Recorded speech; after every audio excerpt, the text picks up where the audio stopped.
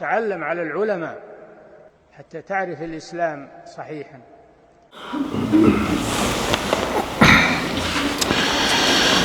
إن الحمد لله نحمده ونستعينه ونستغفره ونعوذ بالله من شرور أنفسنا ومن سيئات أعمالنا من يهده الله فلا مضل له ومن يضلل فلا هادي له وأشهد أن لا إله إلا الله وحده لا شريك له وأشهد أن محمدا عبده ورسوله يا أيها الذين آمنوا اتقوا الله حق تقاته ولا تموتن إلا وأنتم مسلمون يا أيها الناس اتقوا ربكم الذي خلقكم من نفس واحدة وخلق منها زوجها وبث منهما رجالا كثيرا ونساء واتقوا الله الذي تساءلون به والأرحام إن الله كان عليكم رقيبا يا أيها الذين آمنوا اتقوا الله وقولوا قولا سديدا يصلح لكم أعمالكم ويغفر لكم ذنوبكم ومن يطع الله ورسوله فقد فاز فوزا عظيما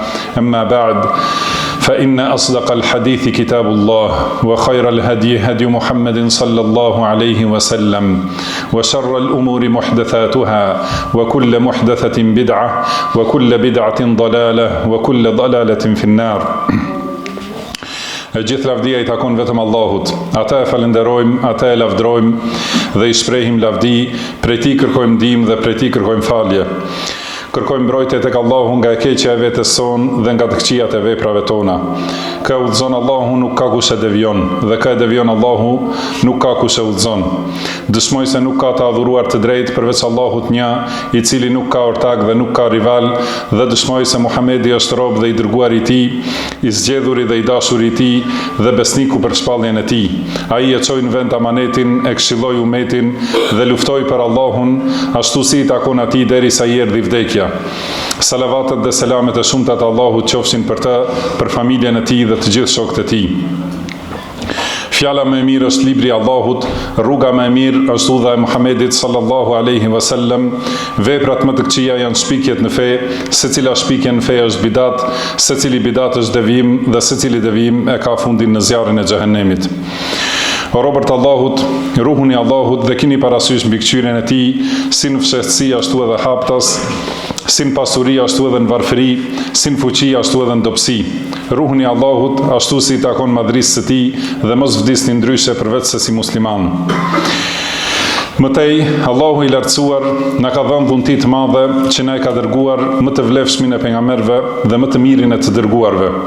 Laqad ja'akum rasulun min anfusikum azizun alayhi ma anittum harisun alaykum bil mu'minina raufur rahim.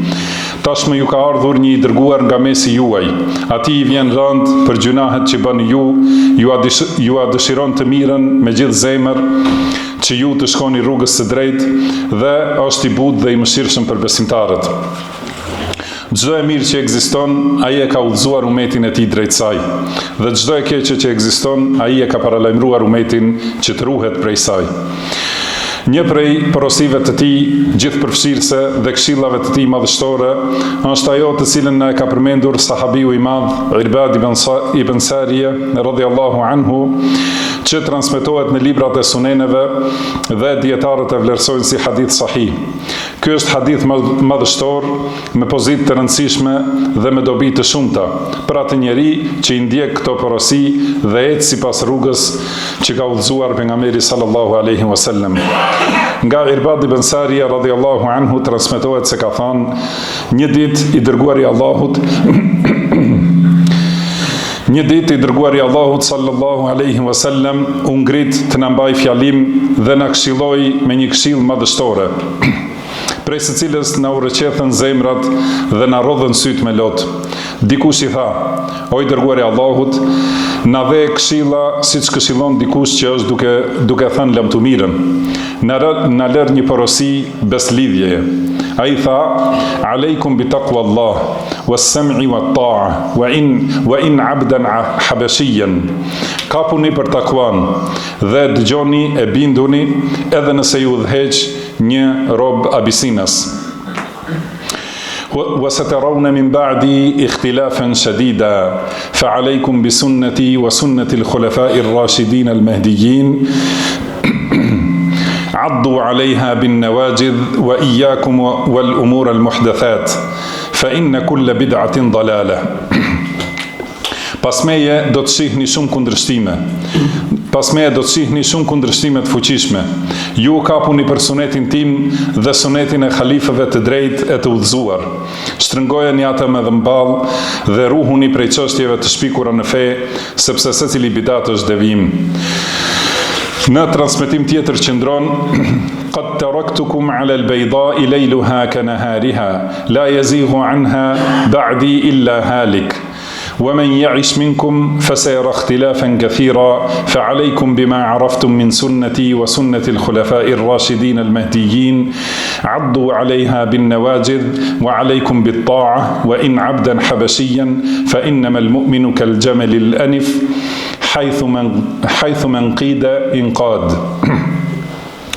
Ju kam lënë në rrugë të bardhë, ku edhe nata është e qartë si dita, dhe prej saj devijon vetëm një shkatruar.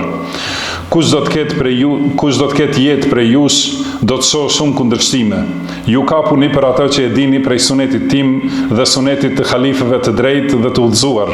Shtrëngojeni atë me dhëmball, bindjuni udhëheqësve, qoftë edhe një rob Abisinas, sepse besimtari është si deveja e zbutur. Nga do që drejtohet, ajo nënshtrohet. Këtë hadith e transmetojnë Ebu Davudi, Tirmidhiu, Ibn Majah, Ahmedi dhe të tjerë, dhe Albani thot sahih. I dërguari Allahut sallallahu alaihi wasallam I këshilloi sahabët e tij me një këshill si të ishte duke e thënë lëmtumirën. Ata I kërkuan një porosi dhe ai I porositi me këto porosi madhështore. Kush kapet për këto porosi shpëton, e kush ia kthen shpinën atyre e shkatron veten, sidomos kur ndodhin trazira dhe dyshime dhe shtohen joshjet dhe epshet. Fillimisht I porositi për takua ndaj Allahut. Ajo është të bësh mbrojtëse mes teje dhe zemrimit Allahut, mes teje dhe dënimit Allahut. Imam Ibn Rajab, Allahu e mëshiroft, ka thënë, takuaja është tubimi I të gjitha mirësive. Ajo është baza e urdhrave të Allahut për të parët dhe të fundit. Ajo është porosia gjithëpërfshirëse, e cila I përmbledh zbatimin e urdhrave dhe largimin prej ndalimeve. Prandaj, robi ka obligim t'i përmbahet bindjes ndaj Allahut, ta kryej namazin dhe të mos jeti pakujdesshëm për ta, sepse namazi është shtylla kryesore e fesë.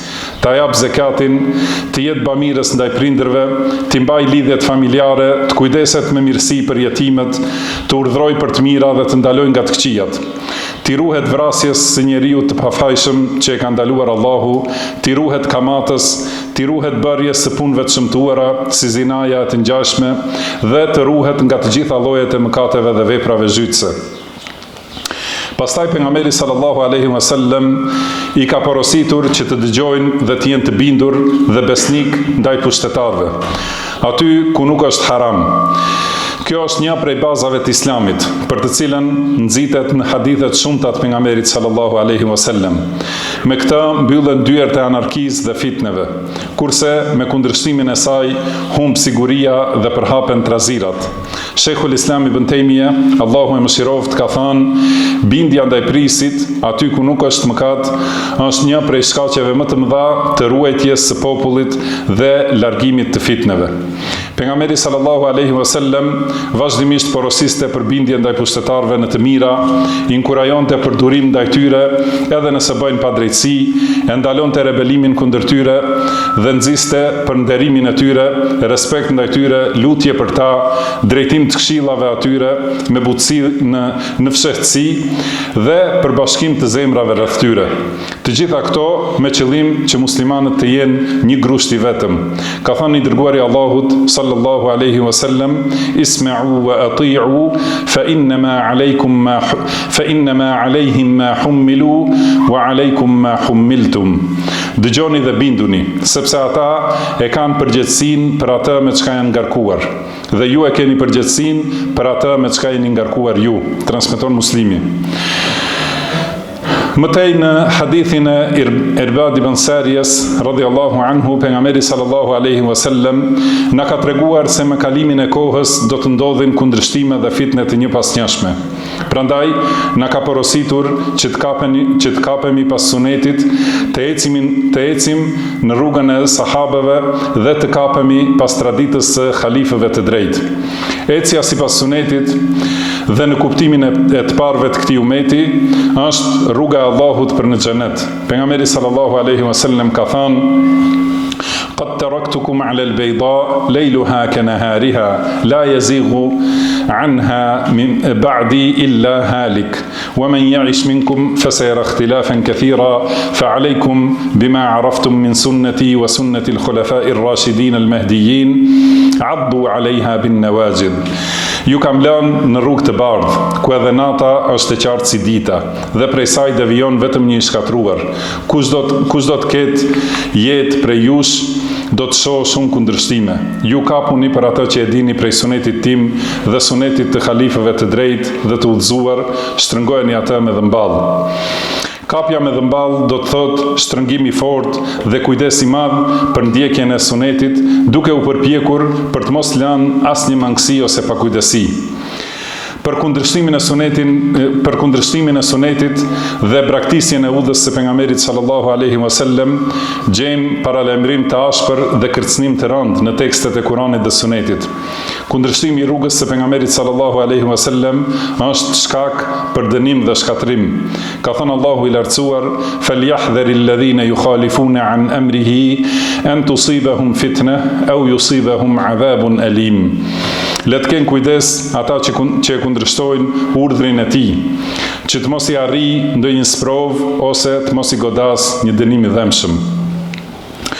Braktisja e udhës së pejgamberit sallallahu alaihi wasallam është shkak për përçarje dhe kundërshtim dhe është në kundërshtim me takuan. Kush e kundërshton pejgamberin sallallahu alaihi wasallam e ka kundërshtuar Allahun.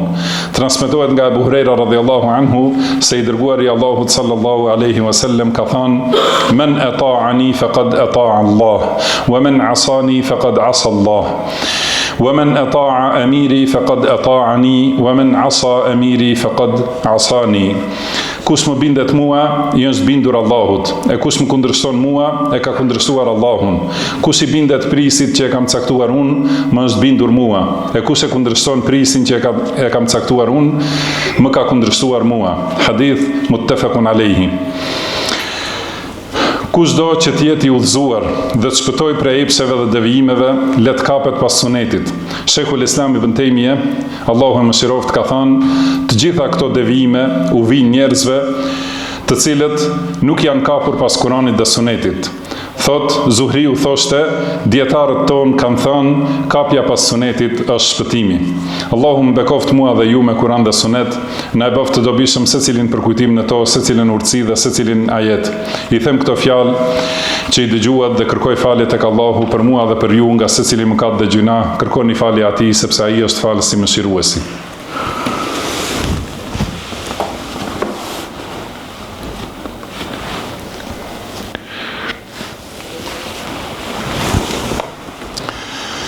الحمد لله على إحسانه والشكر له على توفيقه وامتنانه وأشهد أن لا إله إلا الله وحده لا شريك له وأشهد أن لا إله إلا الله وحده لا شريك له تعظيما لشانه وأشهد أن محمدا عبده ورسوله الداعي إلى رضوانه صلى الله عليه وعلى آله وأصحابه وإخوانه وسلم تسليما مزيدا. E gjithë lavdia i takon Allahut për secilën mirësi. Ata e falenderojmë për suksesin dhe për çdo dhunti. Dëshmoj se nuk ka të adhuruar me të drejtë përveç Allahut një dhe i vetëm dhe i pastër nga çdo ortakri. Dhe dëshmoj se Muhamedi është rob dhe i dërguari i Allahut, i cili thiri për tauhid, moral dhe çdo mirësi. Salavatet dhe selamet e shumta të Allahut qofshin për të, për familjen dhe shokët e tij në përgjithësi. Mëtej, ju porosis ju dhe veten time për ruajtje dhe takwa ndaj Allahut. Kush i ruhet Allahut, ata Allahu e ruan, e ndihmon dhe ai i mjafton. O robërt Allahut, në vazhdim pejgamberi sallallahu alaihi wasallam e sqaron njërin prej shkaqeve më të mëdha të shpëtimit. që është ruajtja nga bidatet dhe shpikjet në fe, si dhe largimi nga njerëzit e ëndjeve dhe devijimeve. Ka thënë: "Wa iyyakum wal umur al muhdathat, fa inna kull bid'atin dalala."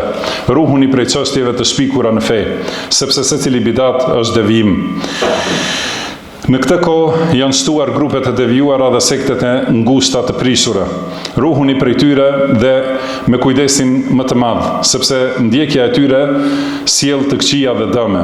Allahu i lartësuar ka thënë: "Wa anna hadha sirati mustaqiman fattabi'uhu wa la tattabi'u as-subula fatafarraqa bikum an sabilihi dhalikum wassakum bihi la'allakum tattaqun." Kjo është rruga ime e drejtë, prandaj atë ndiqeni. E mos shkoni rrugëve të tjera që t'ju shmangin nga rruga e tij. Kjo është ajo që ju porosit ai që të ruheni nga të këqijat. Pasi bidatet janë shkaku më i madh për përçarjen dhe coptimin e umetit, tekstet shumëta të Kuranit dhe Sunetit paralajmërojnë kundër bidatit dhe njerëzve të bidatit. Selefët janë unanim për nevojën për të paralajmëruar kundër tyre dhe e kanë sqaruar se ata duhet të braktisen, të bojkotohen, të urrejhen dhe të largohen. Për këtë, dietarët kanë transmetuar ixhma, unanimitet të umetit. Çdo herë përçarja shkon bashkë me bidatin, kurse bashkimi shkon bashkë me sunetin. Nga ky shkak ndalohen ashpër bidatet, si në këtë hadith ashtu edhe në shumë hadithe të tjera. Nga Muawiya ibn Abi Sufjan radhiyallahu anhuma transmetohet se pejgamberi sallallahu alaihi wasallam ka thënë: "Taftariqu ummati ala 73 firqa, kulluha fi an-nar illa wahida." Umeti im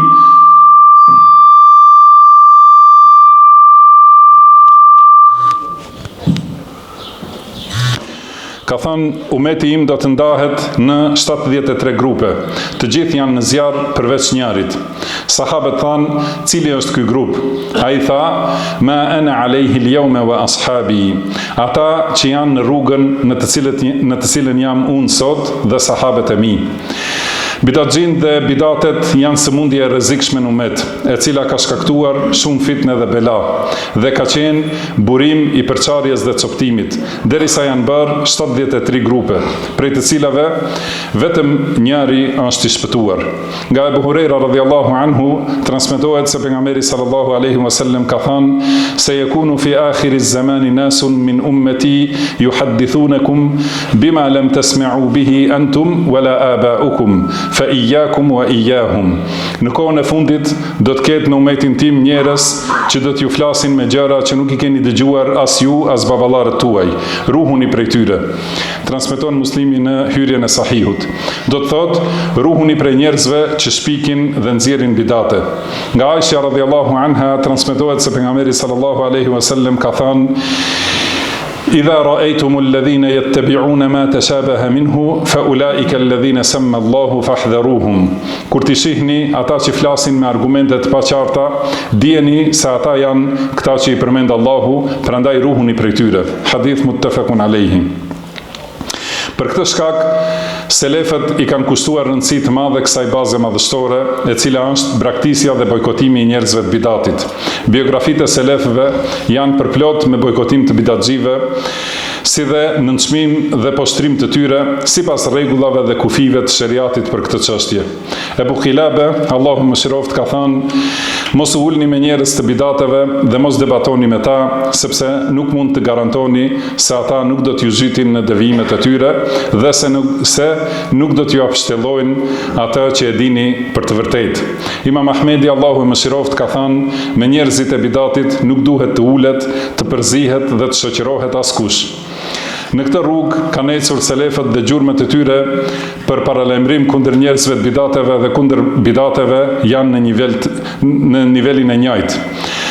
Allahu na ruajt nga devijimet, pështjellimet, epshet dhe bidatet. Robert Allahut, dërgoni salavat dhe selam të shumta për mëshirën e dhuruar dhe dhuntinë e afruar për të dërguarin e Allahut, pejgamberin dhe të dashurin ton Muhammedin, sepse kështu ju ka urdhëruar Allahu dhe ka thënë: "Inna Allahu wa malaikatahu yusalluna 'alan nabi, ya ayyuhalladhina amanu sallu 'alayhi wa sallimu taslima." Me të vërtet Allahu jep salavat dhe me lajket luten me salavat për pejgamberin. O ju që keni besuar, dërgoni për ta salavat dhe jepni shumë selam. Pejgamberi sallallahu alaihi wasallam ka thënë: "Men salla alayya salatan sallallahu alaihi biha 10." Kush më dërgon mua një salavat, Allahu atij jep salavat 10 herë. Allahumma salli ala Muhammedin wa ala ali Muhammed, kama sallaita ala Ibrahima wa ala ali Ibrahim, innaka Hamidun Majid, wa barik ala Muhammedin wa ala ali Muhammed, kama barakta ala Ibrahima wa ala ali Ibrahim, innaka Hamidun Majid. Warda Allahumma anil khulafai ar-rashidin, al-a'immati al-mahdiyyin, Abi Bakr wa Umar wa Uthman wa Ali. وارض اللهم عن الصحابة أجمعين وعنا معهم بمنك وكرمك وإحسانك يا أكرم الأكرمين. عباد الله، إن الله يأمر بالعدل والإحسان وإيتاء ذي القربى وينهى عن الفحشاء والمنكر والبغي يعظكم لعلكم تذكرون. وأوفوا بعهد الله إذا عاهدتم ولا تنقضوا الأيمان بعد توكيدها وقد جعلتم الله عليكم كفيلا إن الله يعلم ما تفعلون ولا تكونوا كالتي نقضت غزلها من بعد قوة أنكاثا. وأقم الصلاة إن الصلاة تنهى عن الفحشاء والمنكر ولذكر الله أكبر والله يعلم ما تصنعون.